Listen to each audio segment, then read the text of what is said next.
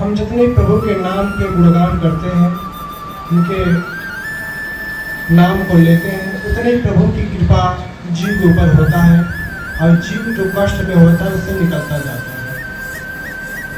एक किसान था, बहुत ही गरीब था और शिव भक्त था, बहुत शिव में आस्था थी उस किसान का। एक दिन की बात है, वह किसान अपने खेत के लिए निकला अपनी पत्नी के साथ, और किसान के एक बेटी एक बेटा था, 17 साल का बेटा था। तो जब पति पत्नी दोनों खेत के लिए निकल गए तो उनका जो 17 साल का बेटा था किसान का, वो बोला कि मैं भी चलूँगा पिताजी। वह जिद करने लगा जाने के लिए। पिताजी बोले ठीक है चलो, और बेटी भी साथ में चली। वो किसान था, वो अपनी पत्नी को ले लिया, दोनों बच्चों को लिया और अपने खेत में चल दिया। खेत में जब काम कर रहा था वह किसान, तो जो किसान का लड़का था 17 साल का, उसको सर्प ने काट लिया उस खेत में। और लड़की ने जब देखा किसान की, और चिल्लाने लगी पिताजी भैया को सर्प ने काट लिया। अब किसान बेचारे कहाँ जाए, इधर उधर दौड़ने लगे, परेशान होने लगे और मन मन भगवान शिव के प्रति द्वेष की भावना आने लगी। प्रभु मैं तो आपका इतना बड़ा भक्त हूँ, मैं तो गरीब व्यक्ति हूँ, आप मेरे साथ इतना बड़ा अनर्थ कर दिए। मेरा एक ही पुत्र था, होता है ना, लोग कहते हैं। तो एक वैद गुजर रहा था उसी रास्ते से। जैसे गांव में कोई घटना होती तो पूरे गांव में हल्ला हो जाती है। तो वैद को पता लगा, तो वैद आया, बोला क्या हुआ आपके लड़के को। तो किसान बोला कि मेरे लड़के को सर्प ने काट लिया है, अब इधर कहीं कुछ है। बहुत पहले की बात है, इसमें जो वैद हुआ करते थे बहुत दूर दराज हुआ करते थे गांव से। तो जो वैद था बोला कि हम ठीक कर दूंगा बच्चे के आपके। तो कुछ जड़ी निकाला अपने झुलिया में से, और जहाँ पर सर्प डंक मारा था वहाँ पे थोड़ा सा दबा कर उस पीस को थोड़ा बड़ा निकाला और उस जो जड़ी रखा था उसका फसल लेकर लगा दिया, और उस जड़ी उस किसान को दे दिया कि दो चार दिन तक लगाओ और यह धीरे धीरे ठीक हो जाएगा, भगवान की कृपा हो जाएगी, एकदम स्वस्थ हो जाएगा। तो वो बैग अपना देकर जो इलाज था वो करके अपना चला गया, कहीं दूसरे गांव में जा रहा था। तो कुछ दिन बीता तो किसान के साथ एक घटना और घट गई। वह रास्ते से जा रहा था और रास्ते में दो बैल लड़ रहे थे, और वह क्रॉस में जैसे ही आगे बढ़ा, किसान की तरफ दोनों बैल लड़ते हुए आगे बढ़ गए। होते हैं ना बैल जब लड़ते हैं। और एक पीछे से व्यक्ति आ रहा था, वो बोला भैया हट जाओ, ये बैल आपको दबा देगा। और जैसे हटने का प्रयास किया, बैल का झटका लग गया और वो किसान को बहुत दूर गिरा, थोड़ा बड़ा चोट आई। जो पीछे व्यक्ति था वो आया, उठाया और थोड़ा ही चोट आया। तो किसान सोचने लगा प्रभु मेरे साथ क्या हो रहा है, ऐसा लग रहा है कि पूरी दुनिया का जो तकलीफ है हम ही को मिल रहा है। एक तो गरीब व्यक्ति हूँ, एक तो समस्या पे समस्या हमारे आ रही है। तो बहुत ही मन में उसके गिलानी हुआ कि प्रभु हमारे साथ ऐसे कर रहे हैं। किसान अपने खेत में फसल बोया हुआ था, गेहूं का अनाज होता है, बोया हुआ था। तो बहुत भगवान तो कोड़ावान ही है। भगवान ने सोचा कि ये तो मेरा परम भक्त है, क्यों ना इसका फसल इस बार बहुत अच्छी कर दिया जाए। तो गांव में सबसे अच्छी फसल उस किसान की हुई, बहुत अच्छी फसल हुई। और जब फसल कटी तो उस समय लोग बैल से गेहूं को दाते थे, बैल से पर चढ़ता था वो बैल, तो उसमें से कुसाया जाता था। तो अनाज अलग, भूसा अलग हुआ करता था। जो भूसा होता था वो पशुओं के लिए, जो अनाज होता था मनुष्य के लिए होता था। ऐसे ही हुआ करता था पहले। तो रात हो गया ये सब करते करते। तो किसान बोला अपनी पत्नी से कि ऐसा है कि तुम बच्चे घर पे हैं, तुम जाओ, शाम हो गया है, ऐसा करता हूँ मैं इसी जगह सो जाता हूँ, क्योंकि पूरी गेहूँ सब इसी जगह बिखरा हुआ है, अब यहाँ से चला जाऊँगा तो कोई उठा ले जाएगा। तो किसान अपना सो गया और उनकी पत्नी चली गई घर पे। और थोड़ा और समय बीता, पूरा बादल एकदम काला हो गया, सब बारिश के मौसम पूरा बना लिया। अब किसान बैठ के मन मन सोच रहा है कि अब क्या करूं। अब खड़िया में पूरा जुटा कर कहीं छा के जगह रख नहीं सकता है क्योंकि खेत में है। और तब से मूसलाधार बारिश होने लगी, खूब बारिश हुई, पूरा एकदम अनाज किसान का बह गया। तब तो सोचेंगे भगवान तो बड़े निर्दयी हैं, अगर भगवान है तो निर्दयी है, नहीं तो भगवान है ही नहीं है। अगर भगवान होते तो मेरे साथ ऐसा क्यों होता, मैं उनका इतना बड़ा भक्त हूँ, हमारे साथ बराबर ऐसी घटना हो रही है, जितना मैं भजन कर रहा हूँ उतना समस्या से घिरता चला जा रहा हूँ, अब क्या करूँ। वह गया शिव जी के मंदिर में, उसे गाँव में शिव जी का मंदिर था, और उसी शिवलिंग पर अपना माथा पटक पटक कर रोने लगा। अब उसका सर फट गया, अब खून निकलने लगा। अब भगवान तो भगवान, भोले जी तो जानते कितने दयालु है, तुरंत देखा नहीं गया रक्त का स्राव उस किसान के माथे से प्रकट हो गए। बोलो क्यों रो रहे हो?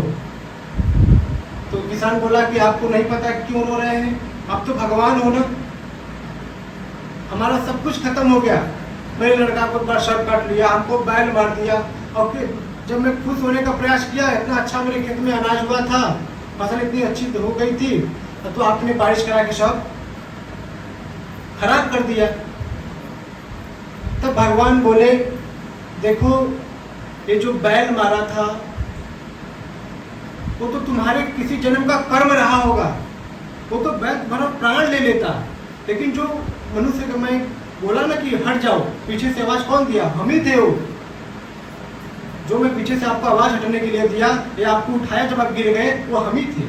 आपकी मृत्यु लिखी हुई थी, लेकिन आप मेरे परम भक्त हो, इसलिए आपको बहुत ज्यादा मैं चोट नहीं देख सकता था, इसलिए मैं आपको बचाया। और जो समस्या से आप घिरे हो, दिक्कतें से घिरे आप, समस्याएं आपको उठानी पड़ी, ये आपका कर्म था, लेकिन आपके जीवन में तो बहुत ठोकर था, लेकिन हमने आप इतने श्रद्धा भाव से हमारे में आस्था रखते हो, इसलिए मैं आप जब आपके जीवन में कठिनाई या समस्या आई, मैं तब आपको बचाया। वो जो वैद था वो वैद हम ही था, इस गांव में कहाँ वैद मिलेगा, हमें आपके बच्चे का प्राण बचाया, नहीं तो आपका बच्चा कब कहीं चला गया होता। वो जो सर्प काटा था बहुत विषैला था, वो किसी वैद से झाड़ फूक से ठीक नहीं होता, लेकिन वो हम ही था बचाने वाला।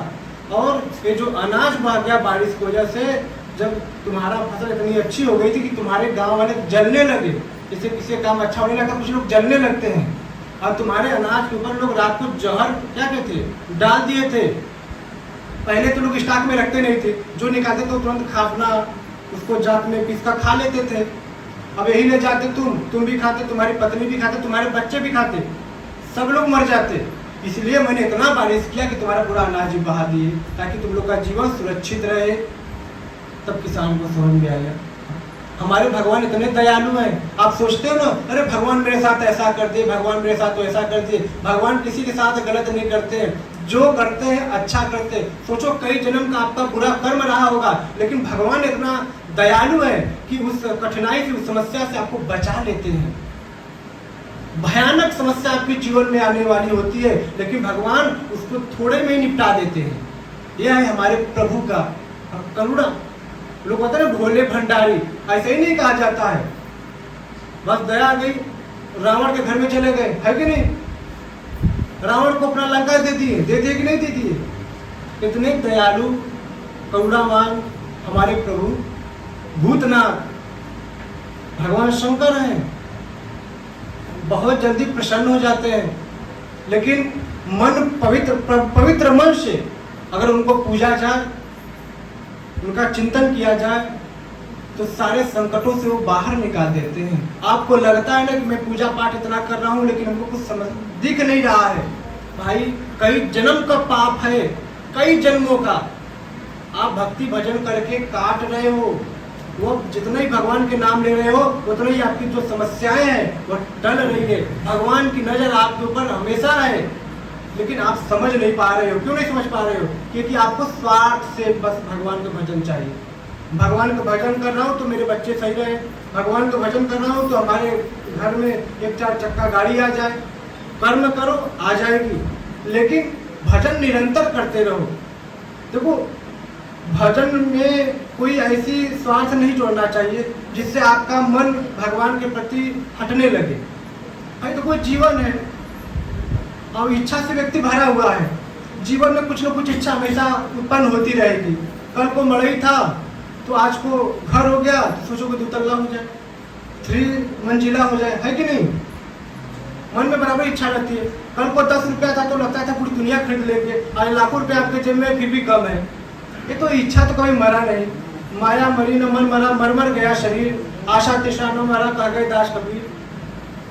ये मन और माया ये कभी नहीं मरता है, ये बार बार शरीर जन्मता है, बार बार शरीर मरता है। इसलिए निस्वार्थ भाव से भगवान का भजन और पूजन करना चाहिए, तभी जीव का कल्याण होगा। अगर आप स्वार्थ में डूबेंगे तो पता चला कि आप भगवान से विमुख भी हो जाओगे और गलत संगत में आकर खान पान अपना गलत कर लोगे, उठना बैठना गलत कर लोगे और जो अपने शरीर को पवित्र रखे हो वो पूरा अशुद्ध कर लोगे। कभी कभी व्यक्ति जब डिप्रेशन में होता है ना, वो अच्छा करता रहता है, कभी कभी उसके साथ बुरा होने लगता है, वो सोचता है चलो मैं बुरा ही करूँ क्यों ना, मतलब वो ज्ञान की वजह से भटक जाता है। तो लगता है मदिरा पीने, लगता है गलत खान पान करने, गलत संगतों के बीच में रहने लगता है, क्योंकि वो पूर्ण रूप से बहुत डिस्टर्ब हो जाता है, परेशान हो जाता है अज्ञान की वजह से। तो शास्त्र का जब हम पूर्ण ज्ञान लेंगे तब पता लगता है कि जीवन में क्या करना उचित है, क्या करना नहीं उचित है। सही और बुरे का पहचान हो पाएगा। जब आप सत्संग से विमुख रहोगे तो सही और गलत का पहचान नहीं कर पाओगे। जिससे आपके पास दुख है, तकलीफ है, समस्या है, आप यहाँ पर आ रहे हो, किसी का जल्दी ठीक हो गया होगा, किसी को लेट होता होगा। अब इसका मतलब नहीं कि भगवान का नजर आपके ऊपर नहीं है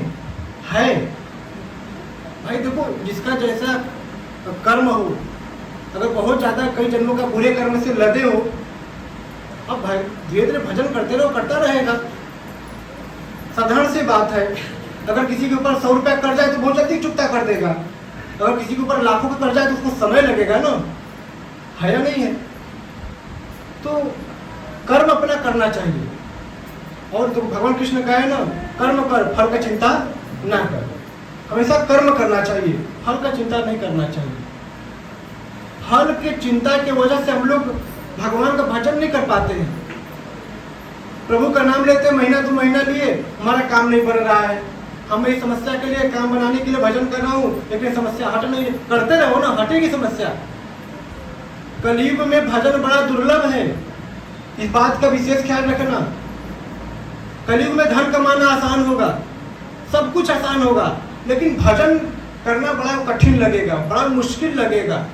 अब 1 घंटा बैठो भजन के लिए, बड़ा कर्म हो जाएगा आपका, बड़ा जोर हो जाएगा, मन ही नहीं लगेगा।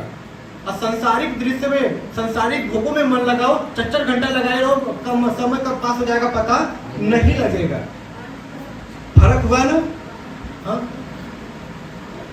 कलयुग में भजन तो बड़ा दुर्लभ है, इसलिए जो भजन कर लिया कलयुग में, समझ लो कि जन्म मरण से मुक्त हो जाएगा, पापों से मुक्त हो जाएगा। ये जीव का बड़ा दुर्गति होगी। हाँ? आने वाले समय में तो और दुर्गति होगी। लोग एक दूसरे को खाने के लिए दौड़ेंगे, इतनी ज्यादा उनके अंदर आश्रय प्रवृत्ति होगी, इतने ज्यादा उनके अंदर कलयुग का प्रभाव होगा कि बात बात पर गाली आएगी, बात बात पर गुस्सा आएगी, जैसे उनका मन उनके कंट्रोल में है ही नहीं है। ऐसा लगेगा कि इनका जो मन है ये दूसरे के कंट्रोल में है, इसका रिमोट किसी और के हाथ में है। इतना आग बबूला हो जाएंगे बात बात पर, अपने आप को कंट्रोल नहीं कर पाएगा। ये कलयुग का प्रभाव होगा। इसके प्रभाव से वही बच सकता है जो प्रभु का भजन करता हो, गुरु के सानिध्य में बैठकर सत्संग सुनता हो, उसी जीव का कल्याण होगा। सत्संग सुनने का मतलब नहीं कि आप यहाँ पर बैठे हो, मन घर पर है, जरा भी आपके अंदर परिवर्तन नहीं हो रहा है। सत्संग में बैठने का मतलब मन को स्थिर करके गुरु वाणी में लगाओ, और जो भी गुरु बोल रहे हैं उस वाणी को अपने जीवन में उतारो। देखो बदलाव होता है कि नहीं होता। कितने लोग कहते हैं ना कि महाराज जी मैं आपके सत्संग में आया तो मैं मदिरा छोड़ दिया, कोई कहा कि मैं मांस खाता था वो छोड़ दिया, कोई कहा कि मैं बहुत झूठ बोलता था वो भी छोड़ दिया। यह सत्संग का प्रभाव है। सोचो सत्संग कितने ज्यादा जो समाज में बुराइयां आ रही है इसको रोक रहा है सत्संग। इस समाज में और ज्यादा समस्याएं उत्पन्न होती चली जाएगी और उत्पन्न होगी। एक कलयुग का ऐसा प्रभाव होगा। शास्त्र कलयुग, कल की पुराण कह रहा है कि आने वाले समय, अभी तो कुछ भी नहीं बीता है समय, बहुत बहुत लंबा समय है। जैसे जैसे समय बीतेगा वैसे वैसे लोगों के अंदर से जो एक दूसरे के प्रति प्रेम है निस्वार्थ भाव से, सब खत्म हो जाएगा। एक दूसरे को लोग खाने के लिए दौड़ेंगे, इतने ज्यादा उनके अंदर आश्रित प्रवृत्ति होगी, पूर्ण रूप से वासनाओं से ढके रहेंगे और फिर भी वो पीड़ित रहेंगे, उनकी तृप्ति नहीं होगी, बौखलाए रहेंगे। यह शास्त्र कह रहा है, या कल्कि पुराण कह रहा है। अगर आप अपने जीवन में चाहते हो कि मैं सुखी रहूं तो भजन करो। हम तो कहेंगे भजन करो भाई, भजन ही मात्र आपको सुखी रहने का एक मात्र मार्ग है, और कोई नहीं। संसार में आप कितनों धन दौलत रुपया पैसा कमा लो, लेकिन अगर भजन जीवन में नहीं है, अगर आपके जीवन में संयम नहीं है, धैर्यता नहीं है, जीवन जीने की कला नहीं पता है, सत्संग जीवन में नहीं है, तो जीवन पशु जैसा है। संसार में आप सुखी नहीं रह सकते हो। सोफा पे तो बैठोगे, मोटे मोटे गद्दे पे तो बैठोगे, लेकिन मन पीड़ा में रहेगा एकदम। जब मन पीड़ा में रहेगा तो शरीर कहीं भी रहे उससे फर्क पड़ने वाला नहीं है। मन को प्रसन्न करने का मात्र यही उपाय है भजन। भजन करो। मैं तो बार बार कहता हूँ, जो आपकी समस्या है वह दूर होगी, आज नहीं तो कल। अगर आपकी समस्या को कोई दूर कर सकता है तो मात्र भगवान ही कर सकते हैं, मैं नहीं कर सकता हूँ। मैं हर रविवार को कहता हूँ कि हमको पकड़ के मत आना कि चलो महाराज जी हमारे दुख दूर करेंगे। नहीं, हमारे अंदर ऐसी कोई पावर नहीं, कोई शक्ति नहीं है, कोई सामर्थ्य नहीं कि मैं आपका दुख दूर कर सकूं। अगर आपके दुख को कोई दूर कर सकता है तो वह परमात्मा है, वह प्रभु है, वही दूर कर सकता। मैं तो एक छोटा सा सेवक हूं उनका, बस भजन कर रहा हूं। आप अपना दुख तकलीफ लेकर आते हो तो प्रभु से विनती करते हैं, प्रार्थना करते हैं, प्रभु कृपा वर्षाओ। प्रभु की कृपा हो जाती है तो आपका कल्याण हो जाता है, सुखी हो जाते हैं। यहाँ कोई पाखंड नहीं, कोई चमत्कार नहीं, जो करेंगे तो वो करेंगे। कोई व्यक्तिगत मनुष्य कहे कि मैं चमत्कार करता हूँ, मैं लोगों का भला करता हूँ, कल्याण करता हूँ, वो सबसे बड़ी उसकी मूर्खता है। कोई किसी का कल्याण नहीं कर सकता जब तक वो नहीं चाहेगा। वो चाहेगा तभी कुछ होने वाला है। अगर वो चाह रहा है तभी मैं यहाँ पर बैठ के बोल पा रहा हूँ, वो चाहा है तभी आप यहाँ पर बैठ पाए हो, चाहे किसी भी माध्यम से आए हो, चाहे कोई दुख लेके आए हो, पीड़ा लेके आए हो, समस्या लेके आए हो, लेकिन आए तो हो। कोई न कोई माध्यम बन के आपको कोई न कोई भेजा है ना यहाँ पर, किसी न किसी माध्यम से आए हो। भेजने वाला कौन है? वही। जा तू वहां पर। अगर हम सही जगह जाकर वहां से विमुख हो जाए मात्र इच्छा के लिए, तो इससे बड़ा दुर्भाग्य वाली बात मनुष्य के लिए कोई बात नहीं है। दुर्भाग्य उसकी है, दुर्भाग्य है। राम नाम के खजाने में हाथ डालकर और खाली हाथ निकालकर और भाग रहा है, उसको नकली समझकर, जबकि असली चीजों में हाथ डाला था। जहां नकली है वहां ढूंढने का प्रयास कर रहा है, तो नकली चीजों का कोई मोल नहीं होता है। कोई मोल नहीं होता है। पीला भी सोना होता है, असली भी होता है, नकली भी होता है, दोनों एक जैसे होते हैं। लेकिन परखने वाले परख जाते हैं कौन नकली है कौन असली है, किसका मोल है किसका मोल नहीं है। लेकिन आप अज्ञान में नकली चीजों को पकड़कर असली बनाकर चल रहे हो, एक न एक दिन आपको धोखा मिल जाती है। ये संसार नकली है। मैं क्यों नकली बोल रहा हूँ? क्योंकि अगर असली होता तो आपके साथ हमेशा हमेशा के लिए रहता। कोई आपके साथ हमेशा के लिए रहता है? आपके माता पिता कितने आपके सामने गुजर गए होंगे, कितने बड़े बुजुर्ग जवान सब कितने सामने गुजर गए होंगे। माटी का खिलौना एक दिन में माटी में मिल गया होगा। मतलब ये शरीर आपके कंट्रोल में नहीं है। ये झूठी दुनिया, झूठा संसार, बस प्रलोभन की वजह से, माया की वजह से, अज्ञान की वजह से हम उसको अपना मान लेते हैं। वही अपना चीज सामने से जब हट जाता है तब उसको हम रोते हैं कि वो हाय हाय करते हैं कि मेरा चला गया, मेरा लड़का चला गया, मेरा माता चला गया, मेरा पिता चला गया। इस दुनिया में जो भी स्मृति लोक में आया है, जाना तो सबको तय है, इसमें कोई संदेह नहीं है। जाना तो सबको है, चाहे आज जाओ चाहे कल जाओ, जाना सबको है। लेकिन मोह की वजह से तुम उसको अपना मान ले रहे हो, मेरा है। वो भगवान के जीव है, रामायण कहता है कि बच्चा जो है अपने पिता द्वारा भोगन भोगता है और पिता अपने बच्चों द्वारा भोग भोगता है। अपने अपने कर्म से सब लोग इस धरती पर आते हैं और भोग भोगते हैं। इस बात का ख्याल रखना। जब कोई पिता कहता है अपने बच्चों को पढ़ने के लिए, तो बच्चों को बुरा लगता है। जब वो अपने कर्मों का भोग भोगने लगता है, जब अपने समय को व्यर्थ में गंवाया रहता है, जब उसके ऊपर समस्याएं आने लगती है, जब वो पूंजी नहीं कमा पाता है क्योंकि अपने समय को बस गंवाया है, कुछ सीखा नहीं, कुछ पढ़ा नहीं, तब उसको समझ में आता है कि पिता की बातें मान लिया होता तो आज हम इतने कष्ट और इतनी पीड़ा में नहीं होती। इसीलिए साधु संतों ने उस अनुभव को बता रहे हैं जो पिता अपने बच्चों के अनुभव को दे रहा है। जो साधु संतों के पास अनुभव है वो साधक के पास शायद नहीं हो पाता है। उसने शास्त्र का, अपने पुराणों का, जो अपने ऋषि मुनियों के विचार का वाणी को मार्गदर्शन नहीं कर पाता है। जो हमारा शास्त्र बता रहा है उस शास्त्रों को चल नहीं पाता है। तो जब साधु संतों के विचार पर साधक चलेगा तो उसके जीवन में बदलाव होगा, तो वो संसार की सच्चाई को जानेगा। संसार में सच्चा चीज है क्या? राम नाम सत्य है, बोलते हो ना कि राम नाम सत्य है, राम नाम सत्य है। क्या फॉर्मेलिटी पूरा करने के लिए बोलते हो कि हम बोले रहेंगे तो हमारे बाद देव भी बोलेंगे? ऐसा कुछ नहीं है। हमारे पूर्वजों का अगर कोई ये सब चीजों लगा होगा, जो बनाए हैं सब प्रथा, इसका कोई रहस्य होगा, कोई कारण होगा। ऐसे ही नहीं राम नाम सत्य बोला जाता है। राम नाम सत्य है मतलब राम का नाम ही सत्य है। मैं उस राम की बात नहीं कर रहा जो दशरथ पुत्र है, इसके पहले ही राम नाम सत्य था। उस नाम की बात कर रहा हूं। जब हनुमान जी ने पत्थर समुद्र में फेंका तो एक बार फेंका तो डूब गया, दूसरे बार भगवान का राम नाम लिख कर उस पत्थर को फेंका तो तैरने लगा। जब भगवान राम ने देखा कि हनुमान तुम्हारा तो पत्थर तैरने लगा, और भगवान ने फिर अपना भी पत्थर उठाया उसमें फेंक दिए, उनका भी पत्थर, भगवान राम स्वयं अपना पत्थर उठा कर फेंक दिया, उनका पत्थर डूब गया। तो हनुमान जी से बोलते हैं राम मेरा तो पत्थर डूब गया, तुम्हारा तो तैर रहा है। हनुमान जी बोले प्रभु आपके नाम में शक्ति इतना है कि पत्थर तैरने लगा। राम के नाम में शक्ति है। इसलिए तो कहा राम नाम की लूट, लूट सके तो लूट ले राम नाम की लूट, अंत काल में पछताओगे प्राण जाए जब छूट। जितना लूटना है लूट लो, अंत काल में पछताने से कोई लाभ मिलने वाला नहीं है। ये कबीर दास जी कह रहे हैं कि जितना नाम लेना है राम राम करना है कर ले, बाद में कोई पछताना न पड़े। लेकिन आप राम नाम लेते नहीं हो, अंत काल में पछताओगे वही कि मैंने तो लिया ही नहीं। जो खजाना जुटाना था वो जुटाए नहीं, जिसको नहीं जुटाना था उसी में दिन रात लगे रहे, और जो जुटाए वो भी चला गया। अब तो भूखा हो गए। छूछा को कौन पूछा है कि नहीं? जब जेबा खरीदता संसार में था तो कोई नहीं पूछता है।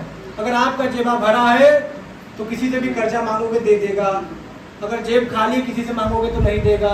देगा सोचेगा कि लौटा पाएगा कि नहीं लौटा पाएगा। तो भैया अगर आपका कर्म बिगड़ गया, पुण्य प्राप्ति नहीं है, भगवान के शरण में जाओगे तो आपका जो शरीर मिलेगा बड़ी दुर्गति वाली मिलेगी। जैसा कर्म के पूंजी ऊपर ले जाओगे वैसा आपको महल तैयार करके दिया जाएगा। इस संसार में जितना आपके पास पैसा धन कमाने का आप सुविधा बनाए हो, उसी हिसाब से अपना दुख सुख भोग रहे हो, संसाधन जुटा रहे हो, है या नहीं है? अगर कर्म की पूंजी से वंचित हो गए तो मनुष्य की दुर्गति लास्ट में होती है। ये तो गोदाम पीछे का भरा था उसको खा रहे हो, आगे के लिए नहीं सोचे। मांस मदिरा संसार की भोग विलास में लिप्त हो, सोच रहे हो कि भगवान हमको खूब दे रहा है। जब भगवान खूब दे रहा है मतलब आपके पीछे की जो चीज उसको खर्च करा रहा है। जैसे ही पीछे का खर्च हुआ आगे का तो कुछ कमाई है नहीं, आ जाओगे रोड पे। देखे होगे अपने गांव में बड़ी चलती रही होगी किसी का 100-100 बीघा जमीन, एक समय था कि उनके पास एक बिस्सा का भी ठहरने का जगह नहीं है, सब कंगाल हो गया। हुआ कि नहीं हुआ? कितने लोग को बर्बाद होते हुए आप लोग देखे होंगे अपने गांव घर में। तो भैया जो कर्म की पूंजी आपका इकट्ठा है, जो भोग भोग रहे हो, अब प्रयास करो कि अच्छा काम करके और इस पूंजी को जुटाया जाए। पुण्य की पूंजी की वजह से ही व्यक्ति मृत्यु लोक में दुख सुख भोगता है। निहार परिवार अंबानी परिवार में क्यों नहीं जन्म लेता, अमीर परिवार में क्यों जन्म नहीं लेता, है कि नहीं? भाई जिसका जैसा कर्म की पूंजी होता है वैसे उसको परिवार मिलता है और अपने सुख सुविधा संसाधन का उपयोग करता है। इस चीज को स्वीकारो या ना स्वीकारो, इसलिए भजन जरूरी है। लाख काम छोड़ दो लेकिन भजन करो। अगर भजन से वंचित हो गए तो समझ लो कि सब ये जो तो दिख रहा है ना, ये सब लड़के लड़की औरत सोशल मीडिया सब बकवास है। ये काया के रूप में माया है। मैं कभी नहीं कहा तुझको छोड़ दो, मैं कहा कि जो काया के रूप में माया आपके सामने प्रकट है, आपका कर्तव्य है उसके प्रति क्या सेवा भाव देना, एक दूसरे को समझाना, और गृहस्थ में रहते हुए भी जीवन जीने की कला सीख लो और अध्यात्म में रहकर भजन करते रहो, पार हो जाओगे। बात समझ रहे हो? अगर अध्यात्म से वंचित रह जाओगे तो जीवन दुर्गति की तरफ चला जाएगा, कोई सुनने वाला नहीं रहेगा।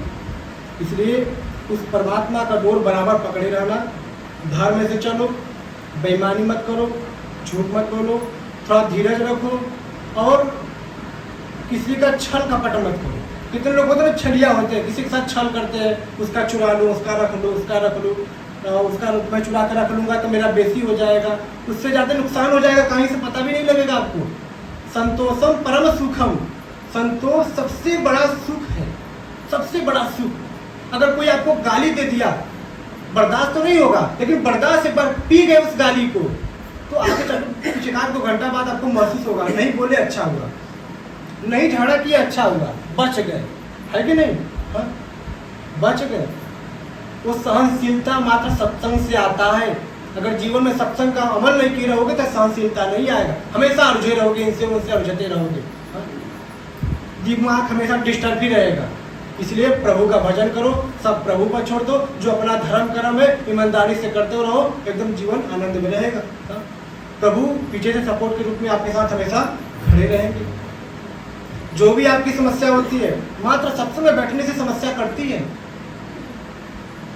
मैं तो तमाम उपाय बता दिया हूँ, लेकिन मैं तो सोचता हूँ मैं सत्संग बस सुनाऊं, ऐसे लोगों की समस्या कट जाएगी। जितना मैं सत्संग सुनाता रहूंगा प्रभु कृपा होती रहेगी, बस लोगों की समस्या कटती रहेगी। इसलिए तो मैं बताऊंगा, हर जिनका आश्रम में मन लगता है वही आए, हर रविवार के। जिनका मन नहीं लगता है वो अपने घर पे ही रहे। मैं तो बार बार कहता हूँ, ना हमको यहाँ भीड़ लगाना है, न यहाँ कोई चमत्कार दिखाना है, न यहाँ हमको बहुत ताम झाम करना है।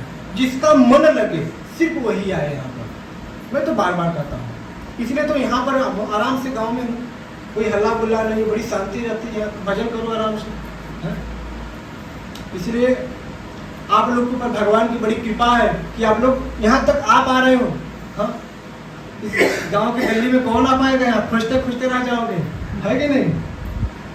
तो बड़ी कृपा है तब यहाँ तक आए हो आप।